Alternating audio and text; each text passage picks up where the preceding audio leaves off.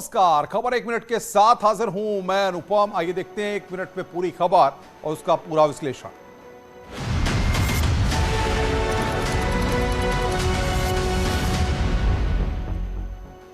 शुक्रवार को नमाज के बाद सहारनपुर में हिंसा करने वालों के खिलाफ पुलिस की कार्रवाई लगातार जारी है। सहारनपुर में आज आरोपी मुजम्मिल के घर पर बुलडोजर की कार्रवाई हुई। इससे पहले मुजम्मिल शुक्रवार को हिंसा में उसने भड़काऊ बयान दिया था, जिसके बाद हालात खराब हुए थे। में उपद्रवियों के खिलाफ पुलिस की कार्रवाई जारी है। न्यूज 18 पर बुलडोजर की कार्रवाई की एक्सक्लूसिव तस्वीरें हैं। मंडी थाना इलाके के खत्ताखेड़ी और हबीबगढ़ पुलिया में रईस और मुजम्मिल के घर पर बुलडोजर चला। जुमे की नमाज के बाद इन लोगों ने शहर की शांति व्यवस्था भंग करने की कोशिश की थी। मुजम्मिल है जो बासठ फुटा रोड का है। इनके घरों पे भी दबिश की तो पाया गया कि इनका घर क्या कोई नक्शा नहीं है, अवैध रूप से बनाया गया। इन पे भी बुलडोजर की कार्रवाई की गई है और इन पे हम कड़ी कार्रवाई कर रहे हैं ताकि इनकी। ये वही मुजम्मिल है जिसने शुक्रवार को जुमे की नमाज के बाद शहर की शांति भंग करने की कोशिश की थी। आप भी सुनिए क्या कहा मुजम्मिल ने। बेहोशी की हालत में तुम्हें कर दिया ना, ध्यान रखो, मुझसे इतिहास गवाह है, जब जब मुसलमान उठा है कहर लेकर उठा है और इंशाअल्लाह इस बार भी उठेगा। कानपुर में हिंसा के आरोपियों के खिलाफ बुलडोजर की कार्रवाई की गई है। स्वरूपनगर इलाके में हिंसा करने वालों के अवैध निर्माण पर बुलडोजर गर्जा। खबर है कि अवैध निर्माण में कानपुर हिंसा के मास्टरमाइंड जफर हयात का पैसा लगा हुआ है। कानपुर हिंसा में शामिल आरोपियों के अवैध निर्माण पर बुलडोजर की कार्रवाई हुई। कानपुर के स्वरूपनगर इलाके में अवैध निर्माण पर बुलडोजर चला। खबर के मुताबिक 3 जून को जुमे की नमाज के बाद हुई हिंसा से जुड़े आरोपियों पर यह एक्शन लिया गया है। तस्वीरों में आप देख सकते हैं कि 4 फ्लोर बिल्डिंग पर प्रशासन का बुलडोजर गरज रहा है। ये जो विषय है अगर आप देखेंगे तो ये नियम विरुद्ध निर्माण था, विधि विरुद्ध निर्माण था और इससे केडीए ने जिला प्रशासन के और पुलिस प्रशासन के सहयोग से आप देखेंगे कि जितना भी इसका इलीगल इंक्रोचमेंट था, जो इलीगलिटी थी, उसके अकॉर्डिंग विधि के अनुसार कार्रवाई की है। सूत्रों के मुताबिक कानपुर हिंसा का मास्टरमाइंड जफर हयात की अवैध संपत्ति पर बुलडोजर चलाया गया है। बताया जा रहा है कि इस बिल्डिंग के निर्माण में मास्टरमाइंड जफर हयात का पैसा लगा हुआ है। अवैध निर्माण के खिलाफ प्रशासन का बुलडोजर लगातार जारी है। आज नोएडा में 75 से ज्यादा अवैध फार्म हाउस पर बुलडोजर चलाया गया। ये सभी फार्म हाउस डूब क्षेत्र में बने हुए थे। नोएडा में अवैध कब्जे पर प्रशासन का बुलडोजर लगातार चल रहा है। नोएडा सेक्टर 135 के ग्रीन ब्यूटी फार्म हाउस पर बुलडोजर चलाया गया। इस दौरान मौके पर भारी संख्या में पुलिस बल तैनात किया गया था। अथॉरिटी ने इस फार्म हाउस को अवैध कब्जा बताकर कार्रवाई की है। इससे पहले भी कई फार्म हाउस पर बुलडोजर की कार्रवाई की गई है। डूब क्षेत्र में बताया जा रहा है करीब 1000 से ज्यादा फार्म हाउस है और यहाँ पर 1000 के करीब नोटिस भी चस्पा किए गए थे और आज यहाँ पर प्राधिकरण के बुलडोजर पहुंचा और ये कार्रवाई डूब क्षेत्र में की जा रही है। दरअसल अवैध रूप से बनाए गए 75 से ज्यादा फार्म हाउस को प्रशासन ने जमींदोज किया है। इतना ही नहीं, नोएडा में डूब क्षेत्र में बने 1000 फार्म हाउस संचालकों को नोटिस भी दिया गया है। अथॉरिटी ने नोटिस भेजकर 15 दिन में खुद निर्माण हटाने का अल्टीमेटम दिया है और अवैध निर्माण नहीं हटाए जाने पर 15 दिन बाद अथॉरिटी का बुलडोजर चलेगा। जुमे की नमाज के दिन हिंसा पर काशी के संतों ने मंथन किया है। वाराणसी में धर्म परिषद की बैठक में हिंसा के खिलाफ निंदा प्रस्ताव पास किया गया। साथ ही उपद्रवियों से सख्ती से निपटने की मांग उठी।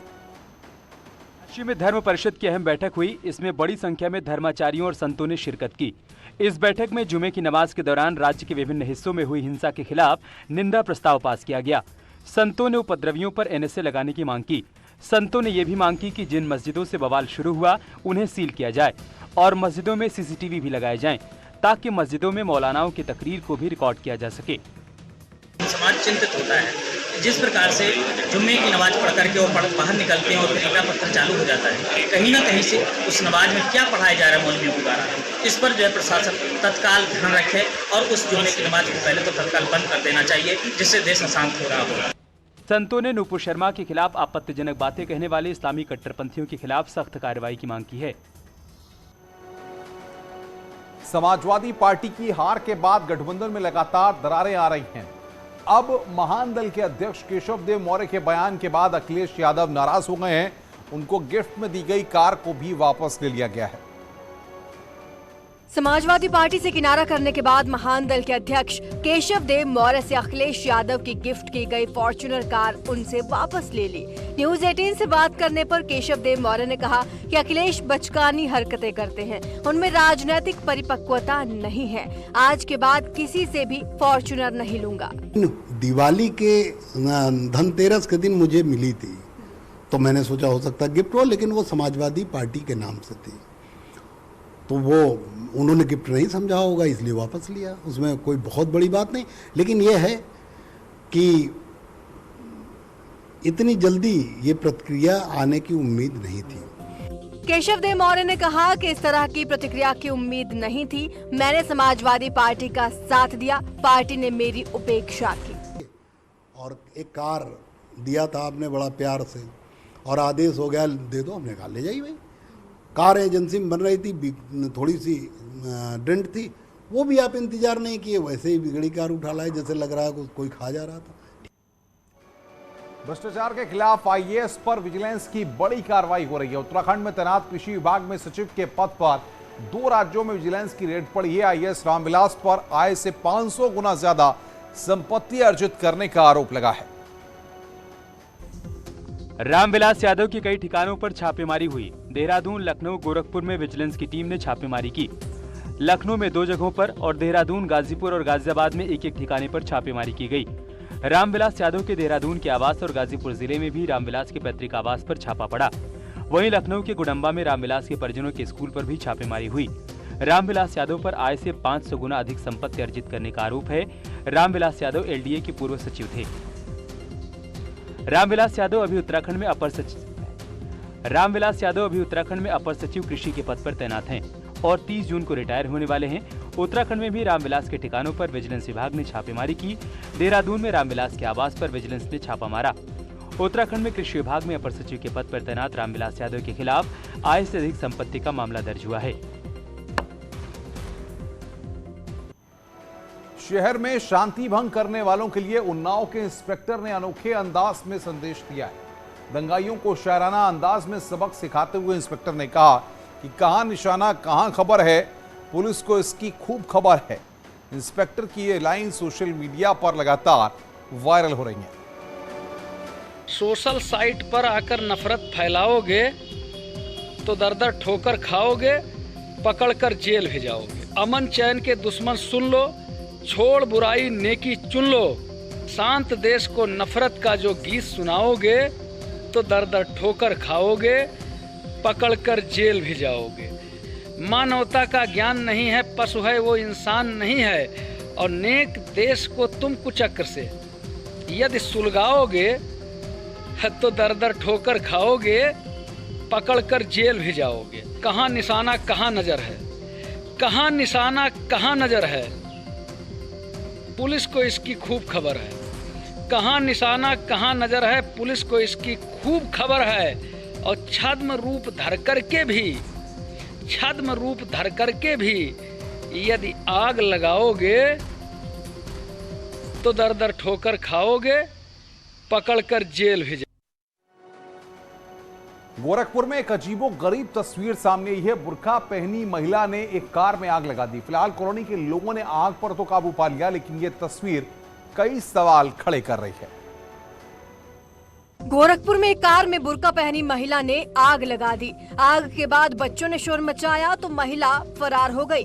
कॉलोनी के लोगों ने अपनी सूझबूझ से आग पर काबू पाया और घटना की सूचना पुलिस को दी गई। तस्वीरों में आप देख सकते हैं कि बुर्काधारी एक महिला बोतल में पेट्रोल लेकर आई। 2 से 3 बार उसने कार के पहिए पर पेट्रोल डाला। इस दौरान बच्चे वहां खेल रहे थे। बच्चों ने महिला पर बहुत ध्यान नहीं दिया। कई बार के प्रयास में महिला ने कार के टायर में आग लगाने की कोशिश की। टायर में उसने 2 बार के प्रयास में आग भी लगाई। जैसे ही आग भड़की वो वहां से भाग गए। उधर बच्चों ने आग लगता देखकर शोर मचाया, जिसके बाद समय रहते कॉलोनी के लोग आ गए और तत्काल आग पर काबू पा लिया गया। गाड़ी मालिक ने अज्ञात बुर्काधारी महिला के खिलाफ कैंट थाने में तहरीर दी है। मामला कैंट क्षेत्र के मझौली कंपाउंड का है।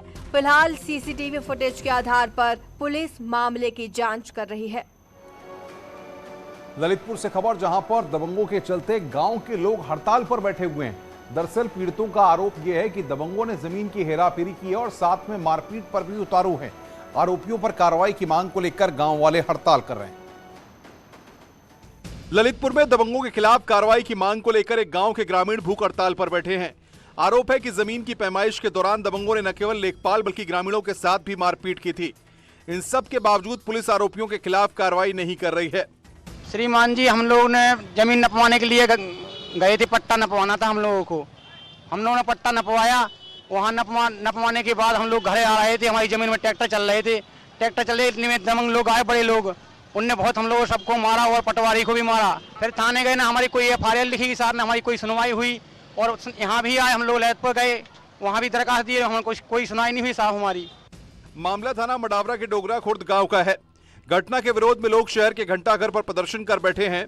दरअसल बुधवार को जमीन की पैमाइश के दौरान दबंगों ने लेखपाल समेत कुछ लोगों की जमकर मारपीट कर दी थी। 15-20 दबंगों ने लेखपाल और ग्रामीणों की लात घूंसों से पिटाई कर दी थी। मारपीट की घटना के वीडियो सोशल मीडिया पर वायरल हो रहे हैं। नदी में नहाते समय बच्चों के डूबकर लगातार हो रही मौत के बावजूद भी गहरे नदी में बच्चों के नहाने का सिलसिला थमने का नाम नहीं ले रहा है। आए दिन जान को जोखिम में डालकर बच्चे गहरे नदी में नहाते नजर आ रहे हैं, जिससे लगातार हादसे हो रहे हैं। गोरखपुर में आए दिन लोग जान जोखिम में डालकर पीपा पुल से राप्ती नदी में छलांग लगाते नजर आ रहे हैं। हर दिन बड़ी संख्या में आसपास के इलाके के लोग यहाँ नहाने आते हैं। ये लोग जहाँ से छलांग लगा रहे हैं वहाँ काफी गहरा पानी है। ऐसे में कभी भी बड़ा हादसा हो सकता है। पुलिस ने मामले को संज्ञान में लेते हुए स्थानीय थाने की पुलिस को इन्हें चिन्हित कर उनके खिलाफ कार्रवाई को कहा है। अब इसमें जो ऐसे लोगों को चिन्हित किया गया है और उन पर सतर्क दृष्टि रखी जाए, तो उन्हें जो है निर्देशित भी किया, हिदायत भी किया जा रहा है कि कोई भी छलांग लगा करके नदी में न नहाए, अन्यथा जो है कोई न कोई दुर्घटना घटित हो जाएगी। और थाना झगहा को भी इस संबंध में निर्देशित किया गया है कि इस पर सतर्क दृष्टि रखें और ऐसे लोगों पर जो है अगर निर्देश देने के बाद भी अगर नहीं मानते हैं तो उनके विरुद्ध कार्रवाई भी की जाएगी। माता पिता से भी आग्रह है कि नदी में नहाते वक्त बच्चों पर ध्यान दें, क्योंकि छोटी सी लापरवाही बड़े हादसे को दावत दे सकती है।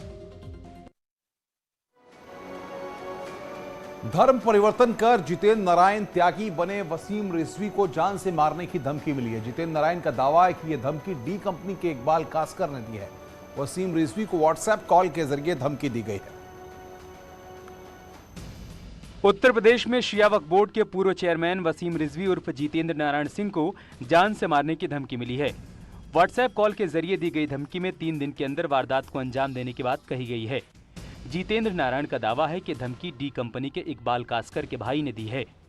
उन्होंने धमकी देने वाले की व्हाट्सएप चैट का स्क्रीनशॉट भी शेयर किया और कहा कि 3 दिन के अंदर हत्या कर दिए जाने की धमकी दी गई। जितेंद्र नारायण त्यागी उर्फ वसीम रिजवी का दावा है कि कल यानी 10 जून की देर रात करीब 11:30 बजे उनके फोन पर कई बार कॉल आई। फोन कॉल करने वाले ने खुद को इकबाल कास्कर का भाई बताया और जान से मारने की धमकी दी। धमकी मिलने के बाद जितेंद्र नारायण त्यागी ने सरकार को पत्र लिखकर सुरक्षा की मांग की है। रामपुर में लोकसभा उपचुनाव की तैयारियां काफी तेज हो गई हैं। जंग भी काफी तेज है। आजम खान ने एसपी उम्मीदवार के लिए वोट की अपील की। एक सभा को संबोधित करते हुए आजम ने बीजेपी पर तंज कसा। रामपुर में 23 जून को होने वाले लोकसभा उपचुनाव के लिए आजम खान ने एसपी उम्मीदवार असीम रजा के लिए वोट मांगे। इस मौके पर आजम खान ने अपने दिल का दर्द भी बयां किया। आजम खान ने बीजेपी और राज्य सरकार पर निशाना साधते हुए कहा कि विधानसभा में बीजेपी के एमएलए और मंत्री मुझसे आंखें नहीं मिला सके। विधानसभा गया हूं एक दिन के लिए, थोड़ी सी देर के लिए। भारतीय जनता पार्टी के वजीरों और एमएलए से सर नहीं उठ रहे थे। उन्हें मालूम था कि वो मुझसे आंख नहीं मिला सकेंगे और नहीं मिला सके आंख हमसे। आजम खान ने दावा किया कि उन्होंने जाति धर्म के आधार पर कभी किसी के साथ कोई भेदभाव नहीं किया।